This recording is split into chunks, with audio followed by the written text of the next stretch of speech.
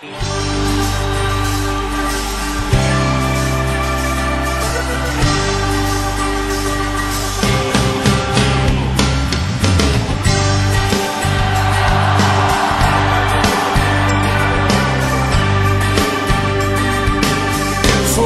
el pueblo de Dios, somos un pueblo especial, llamados para anunciar las virtudes de aquel que nos llamó a su luz. Marco Barrientos, somos el pueblo de Dios. Si usted recuerda, 12 son los apóstoles y uno de ellos pues decidió ahuecar, desertar, traicionar al Señor con el que había estado desde el principio. Entonces es necesaria una elección o la elección de un sucesor, y para ello vemos cómo la primera iglesia se reúne en el aposento alto en Jerusalén.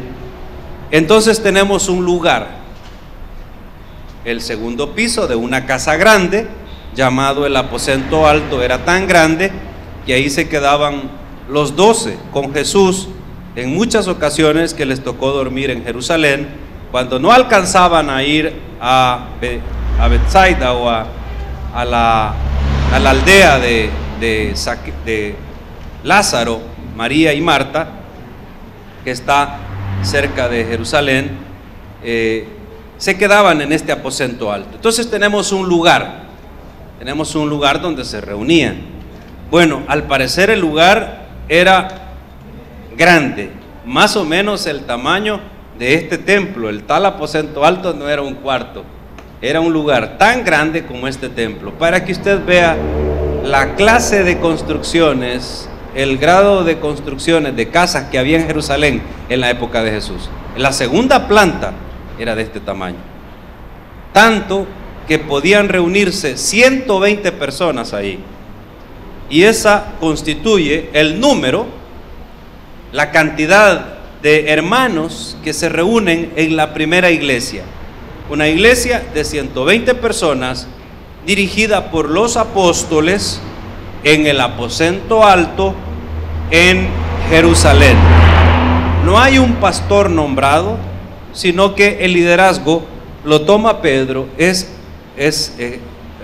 claro que el líder en esta primera etapa es Pedro. Eso no lo podemos negar, no podemos decir que no es el que toma el liderazgo. Él es el que toma el liderazgo. Lo que no podemos afirmar es que él es nombrado el pastor principal de la iglesia, el obispo principal de la iglesia, y que fue por ende el primer patriarca, ¿verdad?, de la iglesia, porque ese patriarcado es una cuestión antiguo testamentaria. No existe ese papado o patriarcado en el Nuevo Testamento. En el Nuevo Testamento lo que nosotros sabemos es que Jesús es el buen pastor, Él es el gran pastor de las ovejas, y nosotros somos, cada uno, discípulos o apóstoles, como se consideren, somos los asistentes de ese gran pastor. Él no necesita representante en la tierra, porque el Espíritu Santo, el amigo de Él, le representa. Amén, hermano. Y nos inviste de poder a nosotros, nos da esa cobertura como siervos, como pastores, pero estamos claros en eso. Ahora, en esta elección poco sabemos de ese sucesor llamado Matías. Al final vamos a conocer o tratar de conocer un poco más de él. La iglesia tradicional, la iglesia copta, y algunos escritos de Clemente de Alejandría o de Orígenes nos hablan del tal Matías, pero la Biblia poco habla de Matías. Pero decir que fue por gusto su elección es también una irresponsabilidad pastoral y de maestros. ¿Por qué? Porque la Biblia tampoco habla de Natanael. ¿Qué hizo Natanael en los Hechos de los Apóstoles? ¿Ah? ¿Qué hizo, por ejemplo, Tomás? Bueno, ¿y quién es Natanael, pastor? Porque yo no veo a Natanael en el listado de hechos. Es el mismo Bartolomé, que algunos usaban un nombre, un sobrenombre, un segundo, tercer nombre. Así que Bartolomé es el mismo Natanael. No sabemos nada de él. No sabemos nada de Simón el Celote, por ejemplo, qué hizo. Así que no podemos decir que Matías, su elección fue por gusto. Vamos a tratar de estudiar en la formación de la primera iglesia eso y mucho más. Aunque el Señor ya tenía sus ojos puestos en un apóstol que iba a ser un gran hombre para las misiones y que sí conocemos muchos de sus hechos en este libro. Me refiero a Saulo, que cambió su nombre a Pablo, Saulo de Tarso, luego a Pablo. Vamos al texto y leemos versos del 12 al 15 del capítulo 1 de Hechos de los Apóstoles. Nos ponemos en pie para la lectura de la palabra. Dice así, capítulo 1, verso 12 al 15, la lectura en el nombre del Padre, del Hijo y del Santo Espíritu. Entonces volvieron a Jerusalén desde el monte que se llama del Olivar, el cual está cerca de Jerusalén, camino de un día de reposo, es decir, 1 kilómetro. Y entrados subieron al aposento alto, donde moraban Pedro y Jacobo, Juan, Andrés, Felipe, Tomás, Bartolomé, Mateo, Jacobo, hijo de Alfeo, Simón el Celote y Judas, hermano de Jacobo. Todos estos perseveraban unánimes en oración y ruego con las mujeres y con María, la madre de Jesús, y con sus hermanos. En aquellos días Pedro se levantó en medio de los hermanos, y los reunidos eran como 120 en número, y dijo: varones hermanos, era necesario que se cumpliese la escritura en que el Espíritu Santo habló antes por boca de David acerca de Judas, que fue guía de los que prendieron a Jesús. Señor, le damos las gracias por esta palabra. Bendiga a su iglesia, la iglesia de la 25 Sur en San Salvador, hoy acá reunida. Señor, que su Santo Espíritu, así como habló por boca de David, hable a través de este siervo, Señor, inútil en esta hora, y podamos recibir cada uno de nosotros una enseñanza gratificante y edificante para nuestras vidas. En el nombre de Jesús oramos. Amén. Pueden sentarse, hermano. Bueno, mire, encontramos a los 11 en el aposento alto.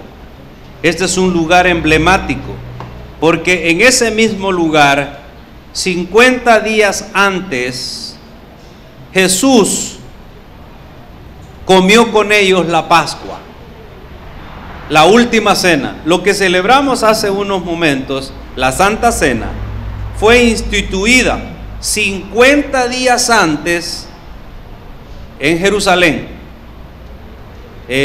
día previo a su sacrificio pascual en la cruz. Ahí, en ese lugar, en ese mismo lugar, en el aposento alto, fue esa reunión. Así que es un lugar emblemático. Jesús les profetiza, les confirma lo que Jeremías ya había dicho, el nuevo pacto. Porque Jesús les dice: este pan es mi cuerpo y este vino es mi sangre. Es la sangre, el sello de la nueva alianza, del nuevo pacto. Eso es un lugar emblemático. Está hablando del nuevo pacto, está hablando de que celebren esta Pascua todas las veces que la celebren en memoria de mí, hasta que yo regrese. El Señor les está diciendo que va a regresar, que hay una nueva alianza, que hay un nuevo pacto, y si hay un nuevo pacto, hay un nuevo sacerdote, hay unas nuevas reglas. Este pacto es mejor que el anterior, sustituye al anterior. Es un lugar muy especial, ese aposento alto. Algunos historiadores y escritores del primer siglo dicen que el aposento alto era la casa de Juan Marcos. La mamá de Juan Marcos era una discípula del Señor Jesús.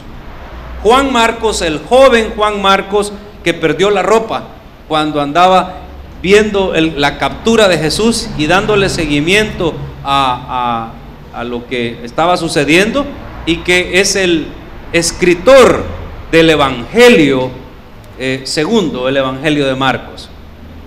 Amén, hermano. Entonces este Juan Marcos vivía ahí en Jerusalén.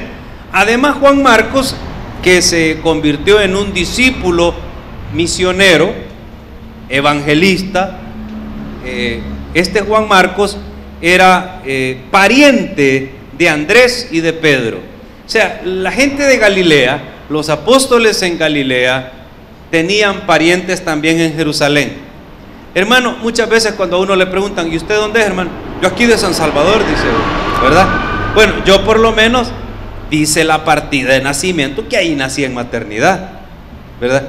Pero toda mi familia, yo les he dicho, mi familia no nació aquí en San Salvador, no son de cuna noble de los Arce, ¿verdad? Los Matías Delgado y todo, de la nariz nada más tenemos, pero de ahí nada de eso. Mi mamá era de Jayaque y mi papá era de Santana, ¿o no, hermano? Entonces allá la gente en Santana tenía parientes aquí en San Salvador. ¿Cuántos son de Oriente, hermano? De Oriente, del Oriente, sí, ¿ve? De Usulután, ¿verdad? Entonces, de Usulután, de San Miguel, y tienen parientes acá, pues lo mismo.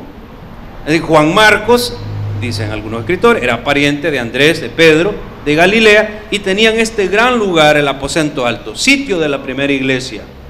Ahora veamos las cualidades de la iglesia naciente, de esa primera iglesia, que deberían de ser las cualidades de nuestra iglesia. No tendrían por qué haber cambiado las cosas. Número 14, verso 14. Todos estos, dice, perseveraban unánimes.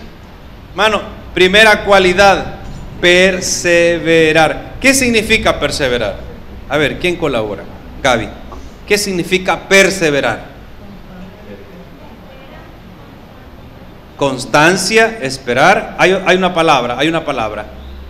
Perseverar, ¿sí? Persistir, está con P, correcto, es otro verbo con P, tiene que ver con persistir. Hermano mártir, perseverar es, ¿cómo? Esforzarse. Ajá. ¿Quién más ayuda allá atrás, hermana Conchi? Perseverar es permanecer. Quien lo haya dicho, fuerte aplauso. Es permanecer. Ay, yo persisto en la dieta los lunes y los martes, el miércoles ya se me ayudó, ya se me fue. Pero permanecer, y está implícito estar siempre ahí, a pesar de, yo permanezco en la iglesia. Es decir, yo no dejo de congregarme. ¿Verdad? Llegué al parqueo y me rayaron el carro. Man, yo no voy a su iglesia porque me rayaron el carro en el parqueo. Y como ya no tienen parqueo, yo ya no voy a su iglesia. ¿Qué puedo hacer? Mano, allá en el Hotel Sheraton, donde se reúne una iglesia, en el Escalón, en Santa Elena, en iglesia grande, iglesia chiquita, dentro de un parqueo con 80 carros así, portón de seguridad, cámara y 4 vigilantes, le robaron el power a un amigo. ¿Y qué es eso del power? No es una bebida así de tomar. El power era un asunto así que pesa como 35, 40 libras, un volado de hierro. Le digo, gracias a Dios, gracias al cielo que te lo robaron. Me dice, ¿por qué? Ese volado te iba a dejar sordo. Dale gracias a Dios que viniste a la iglesia y que te robaron ese asunto que te estaba dañando los oídos. Ve, me dijo, pero me costó $400, que no sé qué, con el equipo, porque también le habían robado. Empezaban a salir las de CD, ya las de casetera no existían. Solo mi carro tiene de casetera, nadie se la roba. No sé por qué nadie se la roba. De todos modos no sirve, la carcasa se le cae todo. Pero bien enojado, no vuelvo a venir, me dijo. Y no sé si volvió a llegar o no llegó, ya no me di cuenta. Pero hay gente que por una cuestión, no digamos, los rayones de carro duelen. Y también las malas miradas, ¿verdad, hermano? No seamos sensibles ni susceptibles, pero algunos las malas miradas ya no me hacen permanecer. Y a veces no es que sea mala mirada del hermano o la hermana, un ojo se le va para un lado. se le va para el otro lado cuando saluda. No es que no lo quiera ver, sino que buenos días. Y el ojo se le va. No es que sea malo, no es que sea mal educado, que se la traiga con usted. Algunos sí son un poco irrespetuosos, irreverentes. ¿Pero qué podemos hacer, hermano? A veces los jóvenes entran y uno de viejo tiene que decirle: buenos días, muchachos, Dios les bendiga. Nos saludan. Pero ya dejé eso de lado. No importa eso o aquello, hay que permanecer. Usted quiere recibir la bendición, quiere ser iglesia del Señor, debe permanecer. Y dice perseveraban, unánimes. Hay que perseverar y permanecer unánimes en oración. ¿Qué significa eso, hermano? Que no nos vamos, somos unánimes en la comida, somos unánimes en el relajo, somos unánimes en la jugada de fútbol, pero en la oración no somos unánimes. Servicio de oración 14. Día de oración. Hola, Eric Rodríguez. Y a veces venía alguien más. Hermano, necesitamos regresar a la oración. Si yo les digo: hermano, yo nunca me levanto temprano. Nunca me levanto temprano. Adivine qué hora me levanto, hermano. Adivine, a las 8 de la mañana. Es la hora en la que yo me levanto. Me voy a levantar a las 5:30 de la mañana para bañarme y todo, y estar a las 6 en punto aquí para orar. Vengo ahora. ¿Quiénes vienen, hermano? ¿Quiénes se apuntan? Vio, nadie levantó la mano. A pesar de que están viendo el gran sacrificio del siervo acá presente, les importa poco. Nadie vendría al culto de oración. Uy, no, yo no vendría. 6 de la mañana, no. Ya a esa hora yo ya estoy de camino al trabajo. A esa hora ya es tarde. Hágalo a las 5 de la mañana. Tampoco abuse. Tampoco abuse. Y a las 5 de la mañana todavía no han abierto las puertas aquí de la 25. Las puertas de esta avenida se abren a las 6 en punto, ¿verdad? Entonces ya podemos entrar nosotros. Pero tuvimos día de oración los miércoles en la mañana, ¿sí o no, hermano? Tuvimos. ¿Y qué pasó? El primer día vinieron 20, 25 y nosotros dijimos: va a estar bueno esto. Conforme pasaban los días, 19, 18, 17, 16. Cuando ya lo habíamos 6, 5 un día, dijimos: ¿y para qué? El servicio no viene. No permanecemos, no perseveramos unánimes en oración, aunque esto lo puede hacer en su casa, pero de verdad hágalo, hermano. Si decimos a tal hora es día de oración, todos desde donde estén, día de oración, paralicen 5 minutos. ¿Qué le cuesta, hermano, 5 minutos a las 6, para las 6:05? Paralizar sus actividades y ponernos en oración. Y ruego. Son dos cosas: oración y ruego. Porque, hermano, cuando uno tiene una necesidad grande, la oración se debe de convertir en ¿qué, hermano? En ruego. Miren, vos, muchachos, veo que no trabajás, ¿sí? ¿Querés trabajar? Quizás, no sé. No quiero, no. Depende, si me pagan bien. O sea, hay gente, hermano, que nunca habla siquiera y nunca dice, nunca acepta. El Señor está diciéndole: te quiero dar esto. Mucho menos rogar. Apenas oramos, el Señor a veces nos quiere dar las cosas solo para que digamos sí. Pero orar es ¿qué, hermano? Orar es hablar con ¿quién? Es hablar con Dios. Es un diálogo en el cual no solo yo hablo, sino que también oigo la voz de Dios. Espero que el Señor me hable. Y el Señor a veces quiere darme cosas, pero como yo no hablo con Él, no soy capaz de decir sí.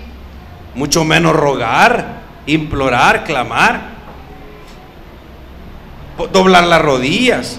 Dijimos que ahí en la capillita íbamos a hacer un reclinatorio para oración. Pastor, eso es de otra iglesia. ¿Cuál iglesia?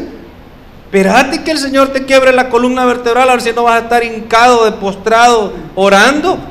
O que te aparezca un chichón por aquí raro, colorado, que se mueva así cuando haya calor y te parezca un alien que te están haciendo ahí. Espérate que tengas una gran aflicción, así te vas a poner de postrado, pecho en tierra.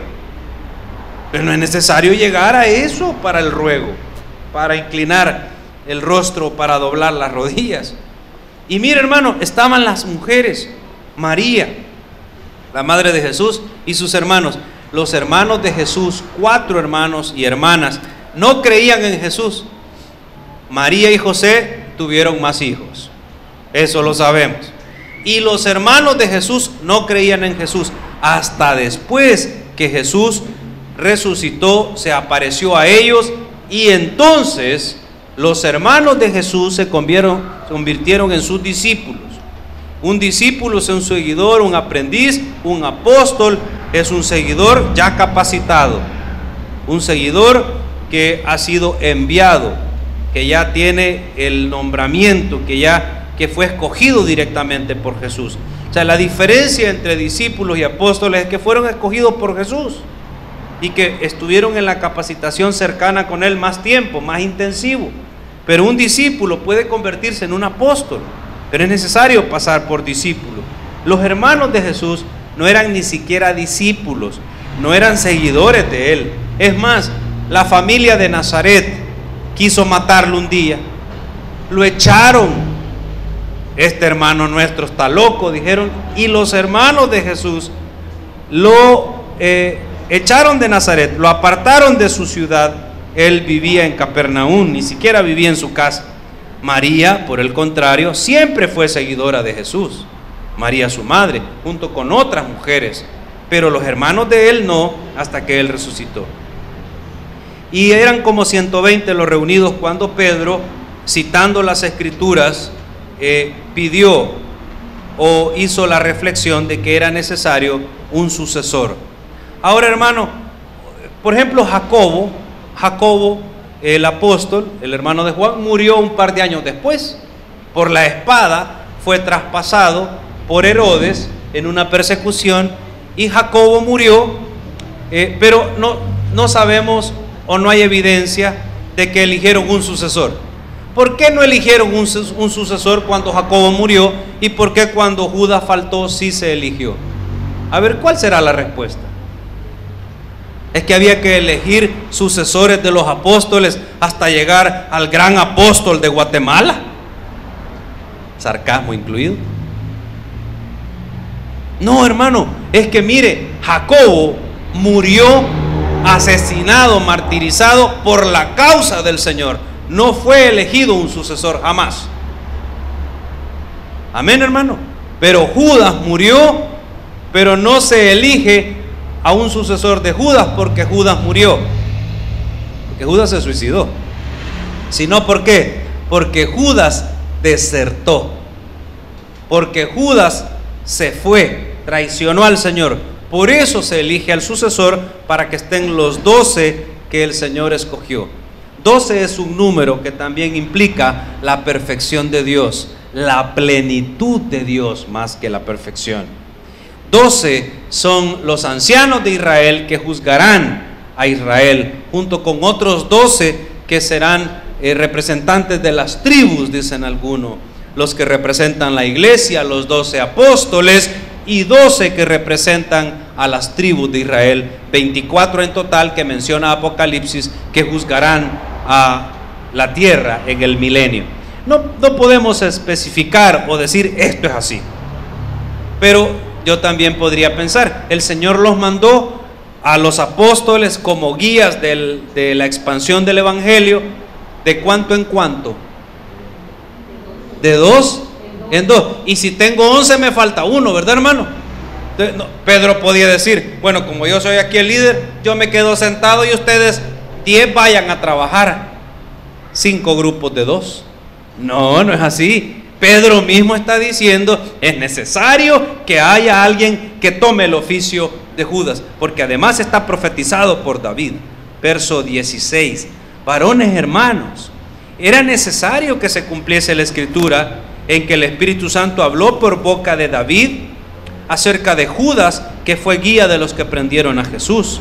Hermano, la traición de Judas está claramente escrita en los Salmos. Fue profetizado por David en Salmos y era contado con nosotros. Mire, 17, y tenía parte en este ministerio. O sea, puede ser que alguien sea contado como miembro de la iglesia, tenga ministerio, pero lo que desea es irse, y luego que se va a hablar mal del ministerio y de la iglesia donde se reunía. Ese es un Judas. Ah, claro, no espero que se vaya y se cuelgue del palo más grande de la ermita y que al caer se reviente la cabeza y se le salgan las entrañas. Yo no espero eso. Pero espiritualmente, hermano, uno que se va de un lado, tiene parte en el ministerio, se le toma en cuenta y va hablando. Ese es un Judas. Así dice la gente, ¿verdad? A todos los traidores, ¿cómo les dicen, hermano? Vos sos un Judas, mira, metiéndole el cuchillo al hermano Juancito Campos, pobrecito, solo porque lo van a nombrar pastor asociado, ya estás con envidia, porque el hombre así es, hermano, tiene envidias, tiene disensiones, tiene celos, pero esa es la iglesia, ¿qué? La iglesia inmadura. Esa es la iglesia inmadura, que él está diciendo, Pedro era contado con nosotros y tenía parte en este ministerio, pero usted ya sabe lo que pasó. Pues, con el salario de su iniquidad, 30 monedas de plata que no quiso recibirle de regreso el sumo sacerdote, compró un campo, compró un terreno. El Evangelio de Mateo dice que se colgó de un palo y cayendo de cabeza se reventó por la mitad y todas sus entrañas se derramaron. Algunos intérpretes dicen que se le rompió la cabeza y se le salió la materia aquí encefálica. Otra traducción dice que cayó, al parecer estuvo muerto ahí o estuvo colgado 2 días, ya estaba hinchado y cuando cayó se reventó y se le salieron los intestinos.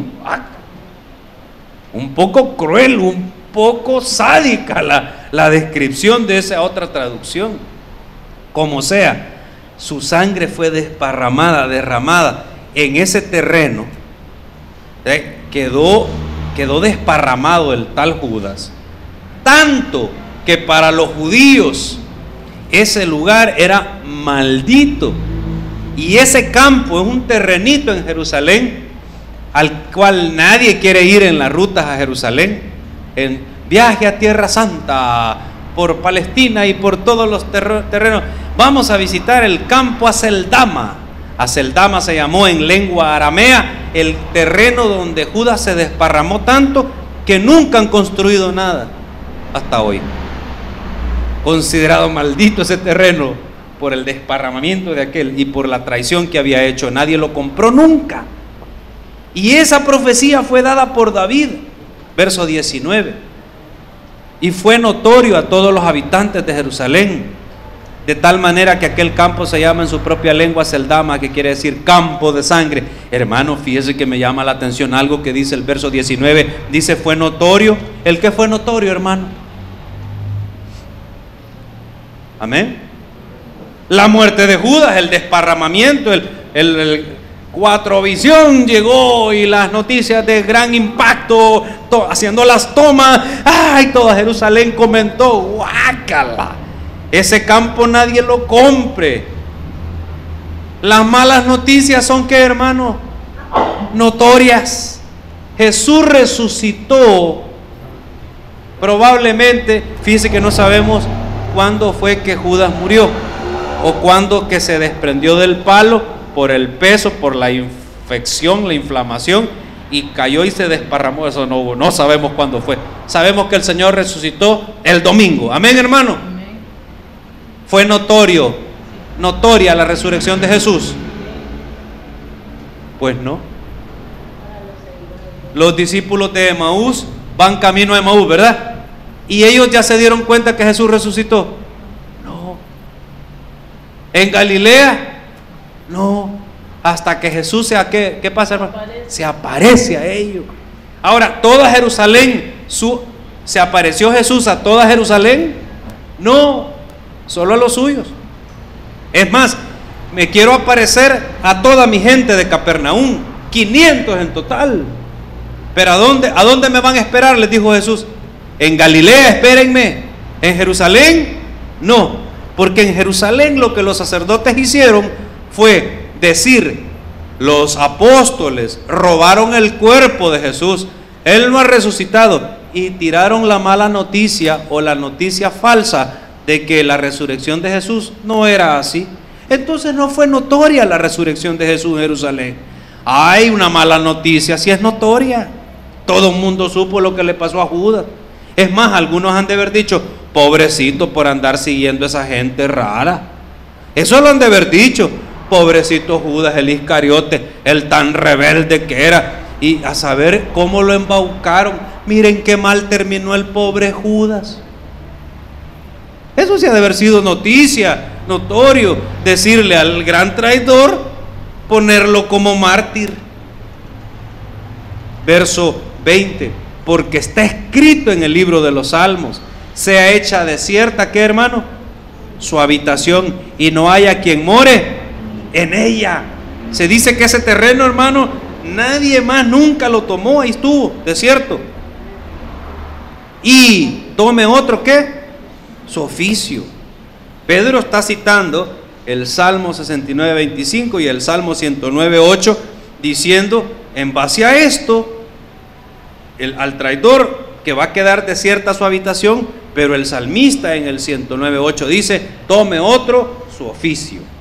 Es necesario pues que de estos hombres que han estado junto con nosotros todo el tiempo que el Señor Jesús entraba y salía entre nosotros, comenzando desde el bautismo hasta Juan, hasta el día que entre nosotros fue recibido arriba, hasta la ascensión, uno se ha hecho testigo con nosotros de su resurrección. Hermano, quiere decir que una de las cualidades o requisitos, porque van a buscar cualidades específicas en el sucesor, es que haya sido fiel desde el principio y tiene que haber estado como testigo de la ascensión de Jesús, pero también que tenga conocimientos y aptitudes, porque tendría que haber sido uno que tenía el nombramiento de discípulo, que estuvo en el monte de las bienaventuranzas, que anduvo con las enseñanzas de Jesús, con los milagros de la multiplicación de los panes. En otras palabras, hermano, un sucesor, cuando se va a nombrar a alguien, como lo vamos a hacer hoy a las 5 de la tarde, no como sucesores, sino como pastores asociados, no esté pensando ya se va a jubilar el pastor. Creo que me faltan unos 20 años para eso. Y si el Señor me da vida, 40, así que se aguantan, ¿verdad? Y en 20 años voy a retirarme del fútbol, jóvenes, lo prometo, 45, 55, 65. A los 65 me voy a retirar del fútbol, ¿verdad? Ya no nos vamos a ver en la cancha. Pero no, ahorita vamos a elegir pastores asociados. Pero ¿qué es lo que busca usted en ellos? Amén. ¿Qué es lo que busca usted en ellos? Bueno, busca que sean fieles, que hayan permanecido, que hayan perseverado, que estén desde el principio hasta el final, que no se hayan ido. Uy, el Señor Jesús no me eligió a mí de los 12, me voy. No, ahí estaban. Uy, al Señor Jesús lo crucificaron, me retiro. No, 120 permanecían y seguían ahí fieles. De esos 120 van a elegir a uno. Y aquí hay otra cualidad o otra característica para elegir a un sucesor: oración como iglesia. Amén. Fidelidad, conocimiento, aptitud y oración como iglesia. Porque la iglesia había orado, dice, y señalaron a 2 de los que cumplían las cualidades, aptitudes, fidelidad y todo. Solo habían 2, fíjese, los que cumplían todas esas cualidades, que nunca se separaron de ellos. Siempre en las buenas y en las malas anduvieron ahí. Siempre. Cuando los amenazaron, cuando casi naufragan, cuando los echaron ¿de dónde los echaron? De Gadara los echaron un día y permanecían. Solo habían 2 que cumplían todos esos requisitos. En otras palabras, hermano, abundan las personas con cualidades de fidelidad y aptas para el ministerio. Abundan. No, de 120, ¿cuántos, hermano? 2. Uno de ellos se llamaba José, llamado Barsabás, que tenía por sobrenombre Justo, José el Justo. Y el otro se llamaba Matías, que significa regalo de Jehová. Matanías o Matatías, de donde también viene Mateo. Mateo, Matías y Matatías significan casi lo mismo, regalo de Jehová. Y orando, verso 24, ¿qué dice, hermano? Orando, dijeron. ¿Qué hizo la iglesia? Oraron. Y luego dijeron: tú, Señor, que conoces los corazones de todos, muestra cuál de estos dos has escogido. El tercer paso en la sucesión es que Dios, el que conoce nuestros pensamientos y sentimientos, que Él elija. Porque el corazón es un órgano vital, pero solo es una bomba sanguínea, bomba de sangre, eso es el corazón. Ahora, cuando dice la palabra, Señor, tú que conoces los corazones, lo que está diciendo la palabra es, Señor, tú que conoces los pensamientos y los sentimientos de nosotros. ¿Quién conoce los pensamientos y los sentimientos suyos, hermano? ¿Los conoce su esposa, su esposo, su papá, su mamá, su BBF, su mejor amiga? No, ¿verdad, hermano? Mire, pueden ser la mejor amiga, el mejor amigo, el cónyuge. Los pensamientos y los sentimientos no lo conoce tu esposo, tu esposa, tu amigo, tu hijo, tu padre, tu papá, tu mamá, nadie, tu tío ni tu tía, nadie. Solo quien conoce los pensamientos y los sentimientos, hermano, solo Dios. Porque pueden estar a la par, ¿verdad? Sí, pues mi hijito lindo, el tan fiel. Y por dentro ese hijito lindo dice, sí, papi, ay, quisiera que te cayera un rayo, papá. Y pues hay hijos que son bien hipócritas con los papás. Y ahí está mi papi lindo, dame $10. ¿Cómo le está dando $10? Pero sus sentimientos, sus pensamientos, solo Dios los conoce. Así que al final, ¿quién elige, hermano? Dios. Y ya como Dios elige, la iglesia no va a orar. No, sí, la iglesia va a orar. Y como Dios elige, no voy a conseguir a los fieles, no voy a elegir a los aptos, a los que tienen el conocimiento. No, la primera parte del trabajo la hace ¿quién? La iglesia. Elijamos a los fieles. ¿Quién han estado aquí siempre? Hermano Juan. Siempre. ¿Y quién más? El Israel García Sánchez, que anda por allá. ¿Tienen conocimiento? Sí, se han preparado. Como sea, sacando 6 raspaditos, pero ahí han estado. Se han preparado, tienen conocimiento. Estudian. Ahí están. No sé si con chepia le dicen a la copia de los jóvenes. Pero ahí están, ahí están. ¿Qué vamos a hacer hoy como iglesia? Hoy vamos a orar. Pero ¿quién verdaderamente los va a elegir, hermano? ¿Quién los va a cubrir con su poder? Dios. Porque si en su corazón, hermana Miriam incluida, si en su corazón, si sus pensamientos no son de fidelidad para Dios, no para esta persona, no para este edificio, fidelidad ¿para quién? Para Dios. Dios no los va a cubrir con su poder. Dios va a decir, no, este no. Pero como yo sé que sí, porque lo han demostrado. Yo no conozco sus corazones y sus pensamientos, pero conozco su trabajo, su arduo esfuerzo, conozco su entrega. Amén, hermano. Sin paga, sin crédito alguno, sin andar esperando, hermanito, que alguien le diga algo bonito, algo bueno. No, hermano, sin nada de eso. Sé que Dios les dará su investidura del Espíritu Santo también, y lo guiará a ese rumbo de buenos servidores. Matías fue contado entonces con los 12, dice 25, para que tome otra parte en este ministerio y apostolado, de que cayó Judas por transgresión para irse a su propio lugar. Y le echaron suertes, y la suerte cayó sobre Matías, y fue contado con los 11 apóstoles, se convirtió en el número 12. Pastor, y entonces Pablo es especial, hermano. Pablo es especial. Cuando lleguemos a Pablo, vamos a entender el apostolado de Pablo. Ya no es el apostolado de los 12 simbólicos. El apostolado de Pablo es su apostolado y es mi apostolado. Nosotros somos el apóstol número 13. Somos los enviados a las naciones. Pero la primera nación que hay que conquistar es el cuarto donde vive su hijo, su hija, su hermano, su tío, su primo, su abuelo, su abuela. Aquel familiar suyo que no ha recibido al Señor, esa es la primera nación que hay que conquistar. Hermano, para cerrar, tú dispones, la oración prepara, pero Dios tiene la última palabra. Lo repito, tú dispones, la iglesia dispone, la oración prepara, pero Dios tiene la última palabra. A ver, lo podemos repetir. Y esto es en todo lo que hacemos. En todo lo que hacemos. En el trabajo, en el negocio, en el estudio. Tú dispones, la oración te prepara, pero Dios tiene la última palabra. Gracias le damos, Señor Padre Santo, por la bendición de estar en su iglesia. Señor, por cada uno de los discípulos que hay en esta hora, en este lugar. Señor, prepárenos para poder llevar el evangelio, testificar. Somos el pueblo de Dios, somos un pueblo especial.